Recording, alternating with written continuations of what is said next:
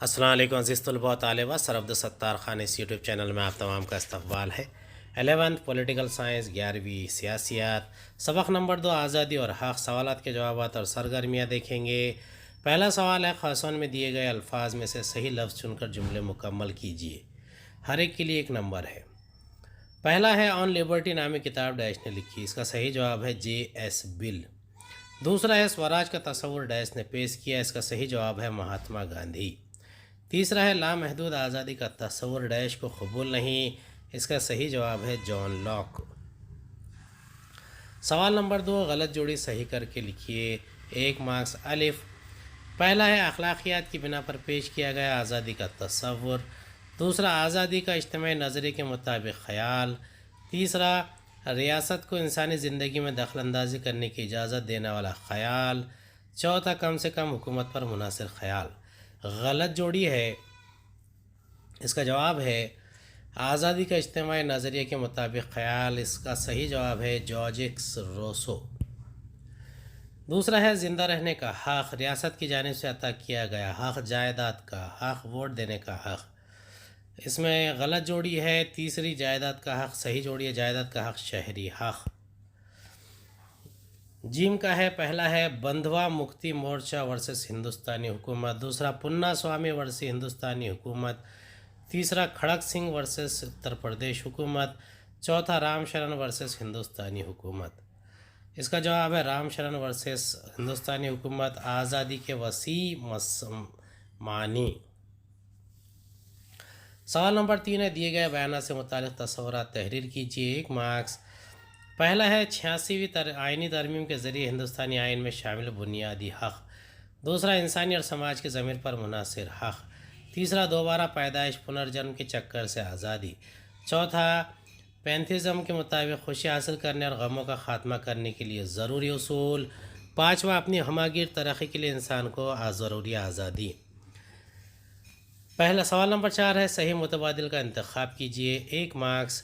ریاست نے آزادی کے راستے میں بندشیں نہیں لانی چاہیے، یہ خیال جیری بینتھم نے پیش کیا کیونکہ اس کا جواب ہے انسان کو اپنا مفاد سمجھتا ہے۔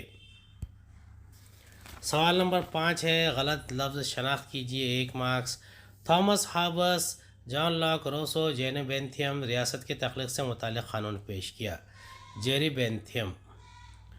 دوسرا ہے، ہندوستانی آئین نے شہریوں کو مساوات، آزادی، ملکیت اور مذہبی آزادی بنیادی حقوق عطا کیے، اس کا غلط لفظ ہے ملکیت۔ تیسرا ہے، تھامس ہابس، جیری بینتھم، جیز بل، روسو منفی آزادی کا تصور پیش کیا، اس کا غلط ہے روسو۔ سوال نمبر 6 ہے، مندرجہ ذیل سوالات کے مختصر جواب لکھیے، 2 مارکس۔ انسانی حق سے کیا مراد ہے؟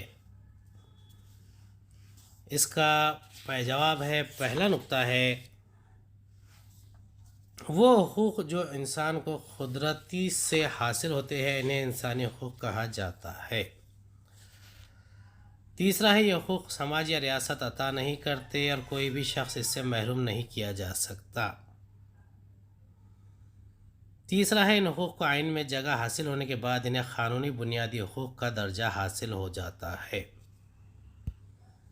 دوسرا، انسانی حقوق کی اہمیت واضح کیجیے، اس کا جواب ہے، پہلا نقطہ ہے، انسان کی مثبت صلاحیتوں کی ترقی میں انسانی حقوق مددگار ہوتے ہیں۔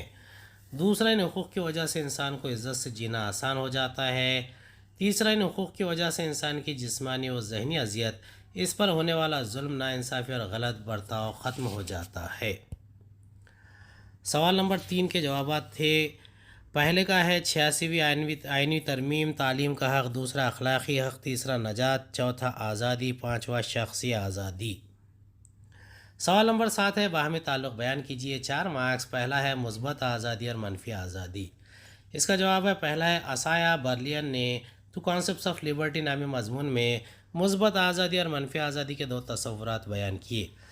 دوسرا، مثبت آزادی کا تصور جدید لبرل نظام کے مطابق عروج پایا، جبکہ منفی آزادی کا تصور کو عروج دینے میں ایلیٹ لبرل نظام اور نو لبرل نظام نے اہم کردار ادا کیا۔ تیسرا، منفی آزادی کا تصور آزادی پر تمام بندشوں کو نظر انداز کرتا ہے، جبکہ اجتماعی مفاد کے مقصد کی خاطر مثبت آزادی کے حامی ریاستی کنٹرول کو قبول کرتے ہیں۔ دوسرا ہے قدرتی حق اور قانونی حق۔ اس کا جواب ہے، پہلا نقطہ ہے قدرتی حق انسانی فطرت اور ضمیر کا لازمی جزو ہے جو قدرتی طور پر تمام انسانوں کو حاصل ہوتا ہے۔ دوسرا، قانونی حق ریاست کی جانب سے عطا کیے جاتے ہیں جس کی شکل اور دائرہ کار ریاست تشکیل دیتی ہے۔ تیسرا، قدرتی حق ہم سے کوئی چھین نہیں سکتا، جبکہ کن وجوہات کی بنا پر شہریوں کو قانونی حق سے محروم کیا جا سکتا ہے یہ آئین میں درج کیا گیا ہے۔ سوال نمبر 8، مندرجہ ذیل جملہ صحیح ہے یا غلط؟ وجوہات کے ساتھ بیان کیجیے۔ 2 مارکس۔ پہلا ہے آزادی ہونا یعنی تجارت حاصل کرنا ہوتا ہے۔ جواب، یہ جملہ صحیح ہے کیونکہ آزادی کے تصور میں نجات یا سوراج کا خیال بھی شامل ہوتا ہے۔ دوسرا، غلامی سے نجات، ظالم حکومت سے نجات اور بیرونی حکمران سے نجات کو بھی آزادی کہا جاتا ہے۔ دوسرا ہے آزادی ہر حق کو جدا نہیں کیا جا سکتا، یہ جملہ صحیح ہے۔ اس کا پہلا نقطہ ہے آزادی کے مستحکم تصور میں ہی حق کا غیر مستحکم تصور شامل ہے۔ دوسرا، شہری سیاسی آزادی کے حق کا استعمال کر سکے اس لیے انہیں ووٹ دینے کا حق دیا گیا ہے۔ سوال نمبر 9، دیے گئے نکات کی مدد سے فرق واضح کیجیے۔ 2 مارکس۔ پہلا ہے منفی آزادی اور مثبت آزادی۔ الف، منفی بے شکل، جیم قانونی کردار۔ منفی آزادی سے مراد انسانی رویے پر کسی بھی قسم کی بیرونی پابندیاں نہ ہونا لیا جاتا ہے۔ مثبت آزادی سے مراد ہر شخص کو اپنی قابلیت کے مطابق اپنی مثبت خوبیوں کو فروغ دینے سے لی جاتی ہے۔ شکل، کوئی بھی بیرونی طاقت انسان پر تسلط قائم نہیں کر سکتی۔ کسی بھی بیرونی طاقت کے دباؤ سے آزاد رکھ کر انسان کو عمل کرنے کی آزادی ہوتی ہے۔ مثبت آزادی انسان کو اپنے مقصد کی طرف آگے بڑھنے کی آزادی فراہم کرتی ہے جس کے لیے حکومت راستے کی رکاوٹیں دور کرتی ہے۔ قانونی کردار، منفی آزادی قانونی گرفت سے آزاد ہوتی ہے۔ مثبت آزادی پر قانونی گرفت ہوتی ہے، یعنی قانونی دائرے میں رہ کر ہی آزادی کے حق کا استعمال کیا جاتا ہے۔ شخصی آزادی اور قومی آزادی، شخصی آزادی انسان کی ہمہ ترقی کے لیے عطا کی گئی آزادی شخصی آزادی کہلاتی ہے۔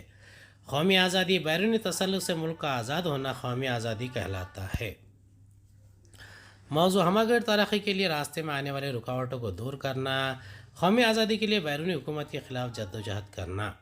ہندوستانی آئین نے روایتی چھوت اچھوت کے رواج کو ختم کیا، اس کی مثال ہے 1947 میں کو انگریزی حکومت سے ہندوستان کو آزادی ملی۔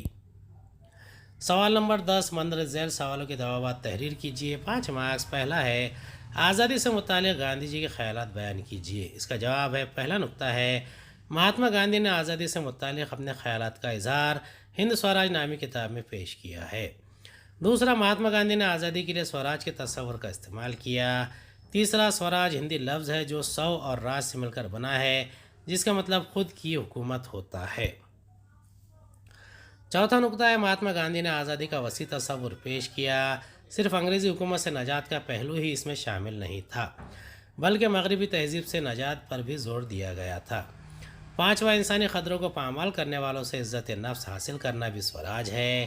چھٹا، خود کی حکمرانی، خود پر نظم و ضبط، انسانی قدرے وغیرہ کو آزادی یا سوراج کے تصور میں اہمیت دی گئی ہے۔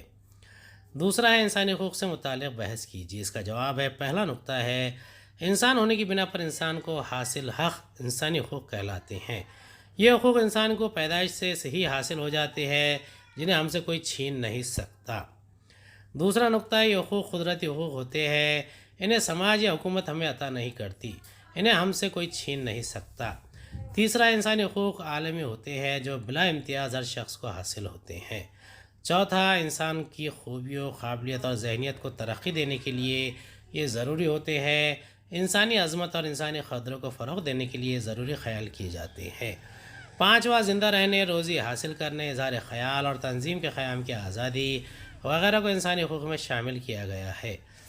10 دسمبر 1948 کو اقوام متحدہ نے شائع کیا انسانی حقوق کے اعلانیہ میں انہیں تفصیل سے واضح کیا گیا ہے۔ چھٹا نقطہ ہے وقت کے ساتھ انسانی حقوق میں تبدیلیاں واقع ہوتی ہے۔ 21ویں صدی میں آلودگی سے پاک ماحول اور حق اطاعت معلومات کا حق کو انسانی حقوق کے طور پر قبول کیا گیا ہے۔ تیسرا سوال ہے آزادی سے متعلق عصا یا برلین کے خیالات پر بیان کیجیے۔ اس کا جواب ہے ٹو کنسیپٹس آف لبرٹی نامی مضمون میں اسایا برلین نے آزادی سے متعلق اپنے خیالات واضح کیے ہیں جو 1958 میں شائع ہوا تھا۔ اس نے منفی آزادی اور مثبت آزادی پہ یہ آزادی کے دو تصورات بیان کیے ہیں۔ میں کسی کا غلام نہیں، یہ جملہ منفی آزادی کے تصور کو بیان کرتا ہے، جبکہ میں ہی میرا مالک ہوں مثبت آزادی کے تصور کو پیش کرتا ہے۔ منفی آزادی اور مثبت آزادی سے متعلق اسایا برلین کے خیالات مندرجہ ذیل ہے۔ الف منفی آزادی۔ اسایا برلین کے مطابق منفی آزادی سے مراد انسان کے رویے پر کسی بھی قسم کی بیرونی پابندیاں نہ ہونا ہوتا ہے، یعنی انسان بندشوں سے آزاد ہوتا ہے۔ منفی آزادی کا قانونی گرفت سے بھی باہر ہوتی ہے۔ بے مثبت آزادی۔ اسایا برلین کے مطابق مثبت آزادی سے مراد ہر شخص کو اپنی قابلیت کے مطابق اپنی مثبت خوبیوں کو فروغ دینا سے لی جاتی ہے۔ مثبت آزادی یعنی قانون نے انسان کی ہمہ گیر ترقی کے لیے اظہار خیال، ثقافتی و تعلیمی حق وغیرہ کی شکل میں عطا کی آزادیاں ہوتی ہے۔ سوال نمبر 11، دیے گئے نکات کی مدد سے مندرجہ ذیل سوالات کے جوابات لکھیے۔ 12 مارکس۔ پہلا ہے حق کا تصور بیان کیجیے۔ الف حق کے معنی مفہوم، بے حقوق کی درجہ بندی، جیم قانونی حق، دال انسانی حق۔ حق کے معنی اور مفہوم۔ انسان کو زندگی گزارنے اور خود کی ترقی کے لیے موزوں ماحول کی ضرورت ہوتی ہے۔ مشہور مفکر ہیرالڈ ڈاسکی کے مطابق معاشرتی زندگی کے جن اجزاء کے بغیر انسان اپنی ہمہ گیر ترقی حاصل نہیں کر سکتا، انہی اجزاء کو حق کہا جاتا ہے۔ بے حقوق کی درجہ بندی۔ مندرجہ ذیل طریقے سے حقوق کی درجہ بندی کی جاتی ہے۔ پہلا ہے قدرتی حقوق۔ قدرتی حقوق انسانی رویہ اور عقل مندی کا اہم حصہ ہے۔ ہابس اور لاک کے مطابق ریاست کی تخلیق سے پہلے انسان آزاد تھا اور خود کی مرضی سے زندگی گزارنے کی سے آزادی تھی۔ زندہ رہنے کا حق اور آزادی کا حق قدرتی و عام قسم کے حقوق ہیں۔ دوسرا ہے قانونی حقوق۔ حکومت ریاست کی جانب سے عطا کیے گئے حقوق قانونی حقوق کہلاتے ہیں۔ دستور کے مطابق یہ حق دیے جاتے ہیں۔ ریاستوں کے مطابق یہ حقوق مختلف ہوتے ہیں۔ قانونی دفعات کے مطابق ان حقوق کو عمل میں لایا جاتا ہے۔ تیسرا ہے انسانی حق۔ ہر شخص کو انسان ہونے کی بنیاد پر حاصل حقوق انسانی حقوق کہلاتے ہیں۔ یہ حقوق ہر شخص کو پیدائشی طور سے حاصل ہوتے ہیں، جنہیں ہم سے کوئی چھین نہیں سکتا۔ انسانی حقوق قدرتی حقوق بھی ہوتے ہیں جو عام قسم کے ہوتے ہیں۔ انسانی حقوق میں زندہ رہنے، اظہار خیال کی آزادی، روزی حاصل کرنے کی آزادی وغیرہ شامل ہے۔ جیم قانونی حق۔ حکومت ریاست کی جانب سے عطا کیے جاتے ہیں، جن کی مندرجہ ذیل دو قسمیں ہیں۔ شہری حقوق۔ شہری اور شہری کی ملکیت سے متعلق حقوق شہری حقوق کہلاتے ہیں، جس میں زندہ رہنے کا حق، آزادی کا حق، مساوات کا حق اور املاک کا حق شامل ہے۔ ریاست حکومت کی جانب سے ان حقوق کی حفاظت کی جاتی ہے۔ دوسرا سیاسی حقوق۔ ایک شخص کو سیاسی نظام میں شامل ہونے کا موقع سیاسی حق کی بنا پر حاصل ہوتا ہے۔ ووٹ دینے کا حق، حق رائے دہی، انتخاب میں حصہ لینے کا حق، عوامی عہدہ حاصل کرنے کا حق، حکومت پر نکتہ چینی کرنے کا حق وغیرہ سیاسی حقوق میں شامل ہے۔ عام طور پر جمہوریت میں ہی شہریوں کو سیاسی حقوق حاصل ہوتے ہیں۔ دال انسانی حق۔ انسان ہونے کی بنا پر انسان کو حاصل حقوق انسانی حقوق کہلاتے ہیں۔ یہ حقوق قدرتی حقوق بھی کہلاتے ہیں۔ انہیں سماج، ریاست، حکومت ہمیں عطا نہیں کرتی۔ انسانی حقوق اجتماعی ہوتے ہیں جو بلا امتیاز ہر ایک کو حاصل ہوتے ہیں۔ سوال نمبر 12، ترقیاتی سوالات 4 مارکس۔ پہلا ہے انسانی حقوق کا اعلانیہ میں شامل حقوق کی فہرست تیار کیجیے۔ اس کا جواب ہے 10 دسمبر 1948 کو اقوام متحدہ نے انسانی حقوق کا اعلانیہ شائع کیا، جس میں شامل چند حقوق درج ذیل ہیں۔ پہلا ہے ہر شخص کو عزت کے ساتھ زندگی گزارنے کا حق ہوتا ہے۔ دوسرا، ہر شخص کو اظہار خیال، خود کی حفاظت اور مذہبی آزادی حاصل ہوتی ہے۔ تیسرا، ہر شخص کو تعلیم، صحت اور روزگار حاصل کرنے کا حق ہوتا ہے۔ چوتھا، ہر شخص کو رائے دہی، ووٹ دینا اور سیاسی نظام میں حصہ لینے کا حق حاصل ہوتا ہے۔ پانچواں، نسل، ذات، جماعت اور مذہب وغیرہ کی بنیاد پر انسانوں کے درمیان فرق نہیں کیا جا سکتا، یعنی ہر شخص کو یکساں درجہ اور مواقع حاصل کرنے کا حق ہوتا ہے۔ دوسرا ہے انسانی حقوق کی پامالی کی مثالیں دیجیے۔ اس کا جواب ہے انسانی حقوق کی پامالی ہر ملک میں دکھائی دیتی ہے، جن کی چند مثالیں مندرجہ ذیل ہیں۔ پہلا ہے نسلی کشمکش۔ کئی ممالک میں مختلف نسلوں اور مذاہب کے لوگ آباد ہیں۔ ان کے درمیان نسلی برتری کے لیے کشمکش پیدا ہوتی ہے۔ مثلاً سری لنکا کی نسلی کشمکش میں کئی بے گناہ تامل اور سنہالی شہریوں کا قتل عام ہوا۔ امریکہ میں بھی رنگ کے نام پر سیاہ لوگوں پر حملے کیے جاتے ہیں۔ دوسرا ہے ماحولیات کا فقدان۔ مختلف قسم کی آلودگی کی وجہ سے ماحولیات اور انسانی جسم کا نقصان ہوتے رہتا ہے۔ ترقی کے نام پر جنگلات کے بڑے پیمانے پر کٹائی سے نقصان ہوتے رہتا ہے۔ ماحولیات کا تو نقصان ہوتا ہی ہے، اس کے ساتھ ساتھ قبائلی طبقہ بھی بے گھر ہو جاتا ہے، جس کی وجہ سے ان کے روزگار اور زندگی کا مسئلہ پیدا ہوتا ہے۔ تیسرا ہے دلتوں کو اذیت دینا۔ ہندوستانی آئین نے ادنا درجے کے لوگوں پر ظلم کرنا غیر آئینی قرار دیا ہے۔ اس کے باوجود آج بھی کئی علاقوں میں دلتوں کو اذیت پہنچائی جاتی ہے، جس کی وجہ سے دلت طبقہ عزت و احترام سے زندگی گزار نہیں سکتا، جو کہ انسانی حقوق کی پامالی ہے۔ تیسرا ہے ہندوستان میں جس وقت ہم حقوق کی بات کرتے ہیں، اس وقت کن حقوق کو زیادہ اہمیت دی جاتی ہے؟ اس کا جواب ہے، پہلا نقطہ ہے ہندوستان میں سیاسی اور شہری حقوق اہم ہیں، لیکن 30% سے زیادہ لوگ آج بھی غریبی میں زندگی گزار رہے ہیں۔ دوسرا نقطہ ہے غریب لوگوں میں غذا، کپڑا، مکان، صحت اور تعلیم جیسی بنیادی ضروریات کو پورا کرنے کی بھی طاقت نہیں ہوتی۔ تیسرا ہے پنڈت نہرو کے مطابق شہری اور سیاسی حقوق غریب طبقے کے لیے بے معنی ہوتے ہیں۔ چوتھا ہے ڈاکٹر بابا صاحب امبیڈکر نے معاشی اور سماجی امتیاز کا خاتمے کو اہمیت دینے کا خیال پیش کیا۔ پانچواں ڈاکٹر بابا صاحب امبیڈکر کے مطابق غذا، کپڑا، مکان، صحت اور تعلیم بنیادی حقوق اہم ہوتے ہیں، اس لیے حکومت نے انہیں ترجیح دینا چاہیے۔ چوتھا ہے مندرجہ ذیل خاکہ مکمل کیجیے۔ ہندوستانی آئین میں درج بنیادی حقوق۔